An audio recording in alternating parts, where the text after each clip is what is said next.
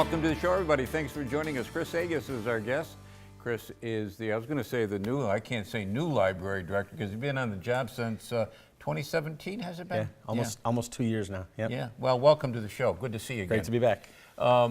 Chris, the Utica Public Library, and we've talked about this in the past, but the Utica Public Library has really, it's dependent on not only Uticans, but people from the surrounding area use that library, yes? Yeah, absolutely. We are one of the co-central libraries of the Mid-York Library System.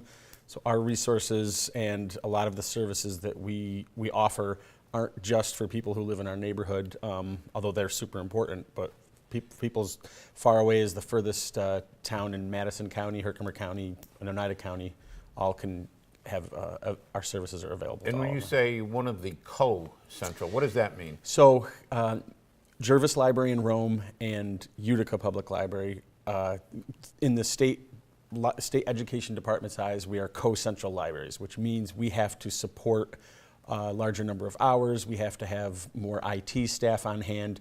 The intent behind the way that we get some state funding is to provide additional services for libraries that do not have either as robust a budget or as robust a staff, or certainly less hours available to them in their communities. And when you say IT, you mean computers? Yes. So we have a dedicated staff person that Utica Public Library employs who does all of our computer networking, computer troubleshooting, figures out our tech expense plan, when do we replace our computers, how do we buy software licenses.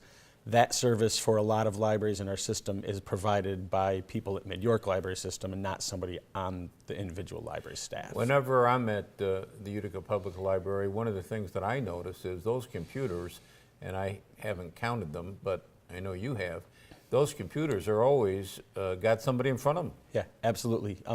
We continue to see a lot of desktop PC computer use. We also see a lot of wireless access with people's personal devices. One of the things we're actually, that we just implemented is we're going to allow people to use both networks at the same time. Some people are working on a computer, they want to use the wireless to text or look up something else at the same time.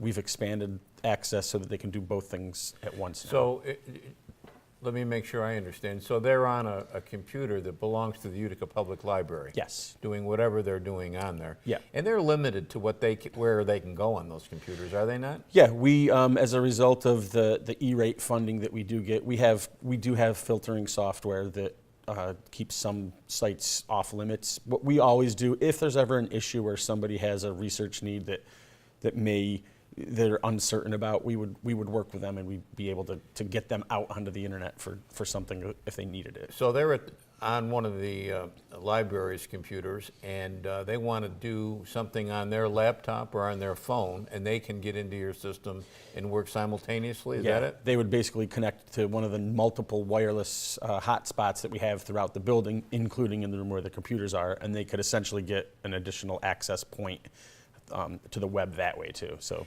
does the Utica Public Library ever offer classes for people who don't know how to use a computer? We do. Actually, we just completed our annual review with New York State Division of Library Development, and some of our most exciting numbers, and there's a lot of them, some of our most exciting numbers are the number of people who have taken advantage over the last year or so of our one-on-one sessions in our computer lab. But one of the things we've also expanded is our outreach into community centers. We picked up North Utica Community Center over the past year. So one of our library staff members, our digital outreach librarian, goes to community centers. We also do it with the Parkway.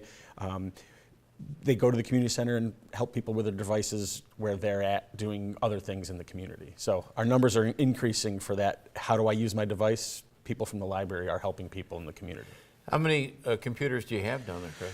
We have for the public's use. We have almost 30, which includes our computers in our children's room as well. Mm-hmm. So I want to say that we get the exact number escapes me.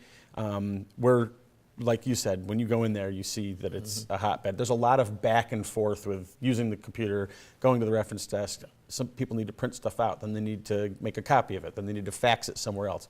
So all of those kind of business office things that people need to live their own individual lives, our staff helps with all of that, usually generated by a computer. Has the computer usage in and outside the Utica Public Library diminished the role of reference librarian?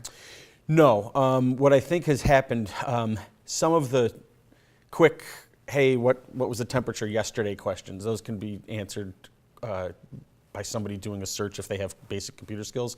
It's the more in-depth, the stuff that's not out there. I mean, if you do an online lookup for an obituary from the Utica OD in pre-1992, you're not going to find it online. So we get a lot, we continue to get those types of research questions. The stuff that happens, and this is another interesting statistic, we have increased by 1,000 each of the last 2 years the number of reference questions that we get. So part of that is we get email questions from all over the country. People want to know who owned their house. People want to know how can they get a birth certificate for their great-grandmother, this type of stuff. A lot of that stuff is not really on the web for the casual researcher, and we still do a lot of that work. Okay, I've got an idea what a lot of these phone calls you reference the librarians are getting, but I'll ask you that when we come back. Chris Sagaas is our guest. He's director of the Utica Public Library. Short break, right back.